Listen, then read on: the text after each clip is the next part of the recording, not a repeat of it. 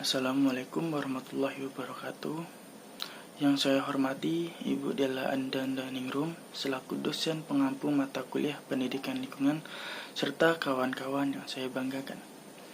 Pada kesempatan kali ini saya bertugas sebagai moderator kelompok 2 yang mana akan membuat video diskusi materi kelompok 2 yaitu yang berjudul Kota Ramah Lingkungan. Kemudian anggota kelompok 2 yaitu saya sendiri Muhammad Akbar Zulkamal, kemudian Fahri Nur Rahim, Muhammad Tahir Putra Hidayat, Tanwirul Fuad, dan Vina Nanda Sugesti. Kemudian acara selanjutnya yaitu pembacaan materi yang saya akan bacakan. Yang pertama, pengertian kota ramah lingkungan.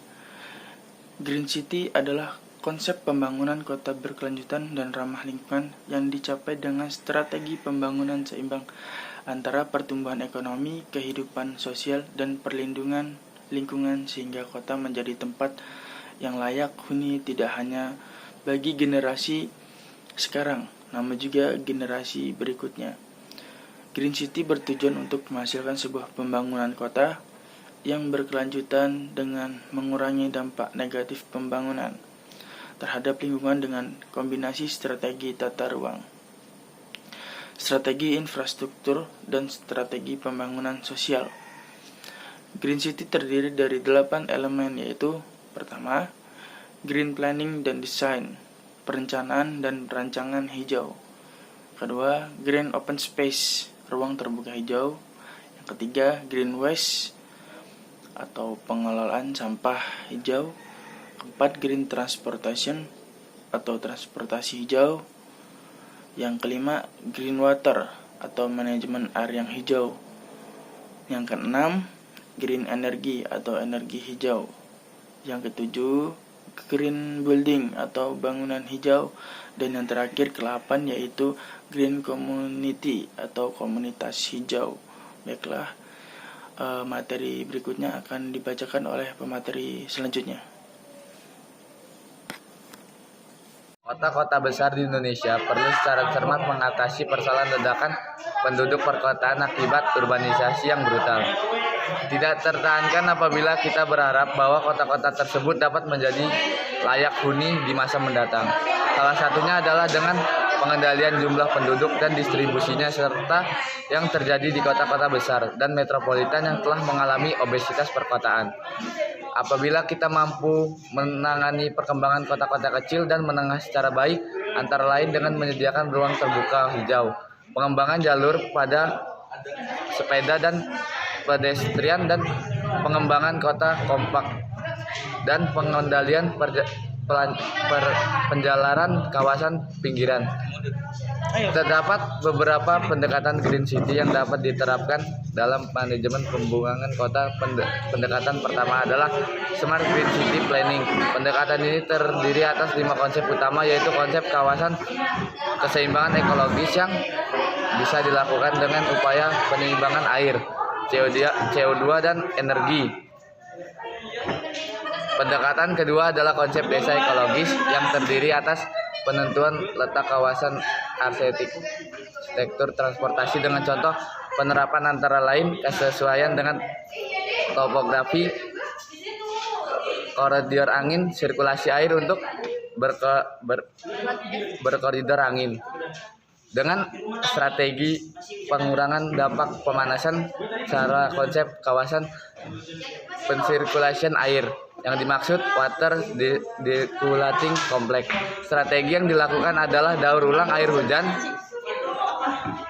Konsep penghijauan kota ini merupakan pengembangan landscape yang menerus dalam hubungan urban dan rural serta merupakan landscape produktif. Pendekatan terakhir adalah Integrated Tropical City. Konsep ini cocok untuk kota yang memiliki iklim tropis seperti Indonesia.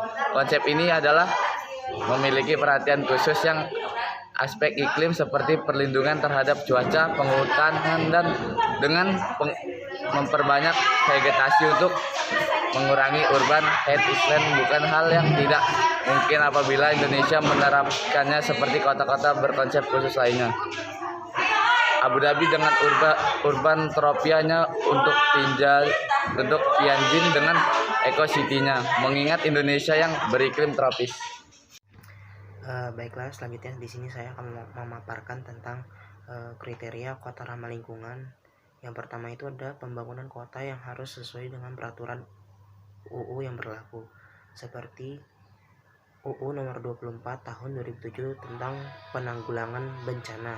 Lalu yang kedua ada UU nomor 26 tahun 2007 tentang penataan ruang. Lalu UU nomor 32 tahun 2009 tentang perlindungan dan pengelolaan lingkungan hidup dan lain-lain.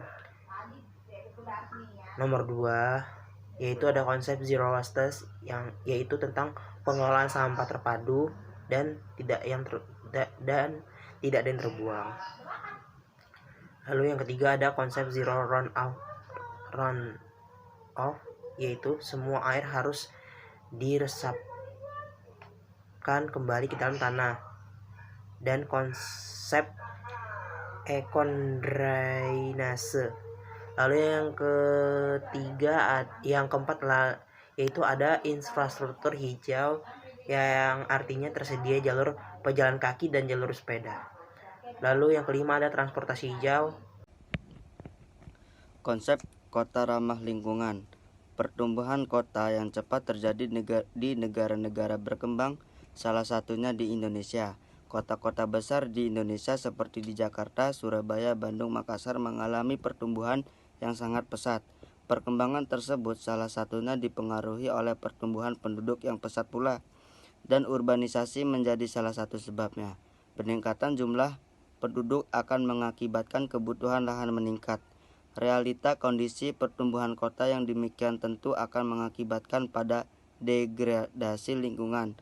Persebaran lahan terbangun yang sangat luas mengakibatkan inefisiensi jaringan transportasi yang berdampak pada meningkatkan polusi udara perkotaan. Selain itu juga menimbulkan konslet dan pemborosan. Lihat saja Jakarta yang merupakan ibu kota Indonesia. Kota tersebut sudah mengalami perkembangan yang terlalu pesat sehingga mengalami overload, menjadikan kota tersebut sebagai kota yang tidak layak untuk ditinggali. Bahkan sempat muncul isu tentang pemindahan ibu kota akibat ketidaklayakan. Belum lagi kota-kota besar lain yang mulai berkembang seperti Surabaya, Bandung, dan lain-lain. Berdasarkan keadaan itu, dalam melakukan perencanaan kota dibutuhkan pendekatan konsep perencanaan yang berkelanjutan. Ada beberapa konsep pengembangan kota yang berkelanjutan, salah satunya adalah konsep Grand City yang selaras dengan alam. Grand City dikenal sebagai kota ekologis. Kota yang secara ekologis juga dapat dikatakan kota yang sehat. Artinya adanya keseimbangan antara pembangunan dan perkembangan kota dengan kelestarian lingkungan. Kota sehat juga merupakan suatu kondisi dari suatu kota yang aman, nyaman, bersih, dan sehat untuk dihuni penduduknya, dengan mengoptimalkan potensi sosial ekonomi masyarakat melalui pemberdayaan forum masyarakat. Difasilitasi oleh sektor terkait dan sinkron dengan perencanaan kota. Untuk dapat mewujudkan diperlukan usaha dari setiap individu, anggota masyarakat, dan semua pihak terkait stakeholders. Konsep ini sesuai dengan pendekatan yang disampaikan oleh Hal Ebenezer Howard, Patrick Geddes, Alexander Lewis, Mumford, dan aplikasi dari pendekatan yang disampaikan di atas adalah menghindarkan pembangunan kawasan yang tidak terbangun. Hal ini menekankan pada kebutuhan terhadap rencana pengembangan kota dan kota-kota baru yang memperhatikan kondisi ekologis lokal dan meminimalkan dampak merugikan dari perkembangan kota-kota selanjutnya, juga memastikan pengembangan kota yang dengan sendirinya menciptakan aset alami lokal. Kesimpulan kota ramah lingkungan. Ledakan penduduk yang begitu cepat membawa dampak pada kebutuhan lahan, perumahan, sandang pangan, dan sarana publik lain untuk dipenuhi, sementara kondisi perkotaan tidak mampu mendukung kebutuhan penduduk secara keseluruhan. Akibatnya, banyak persoalan terkait hal tersebut, baik problematika fisik maupun kondisi sosial masyarakat perkotaan. Yang B, konsep Green City menjadi alternatif solusi mengatasi problematika pemenuhan kebutuhan masyarakat dan upaya pelestarian lingkungan. Yang C, saatnya mewujudkan dan mengimplementasikan konsep Green City untuk membangun daerah perkotaan di Indonesia seiring tujuan pembangunan berkelanjutan yang diinginkan bersama demi kesejahteraan masyarakat. Sekian dari saya.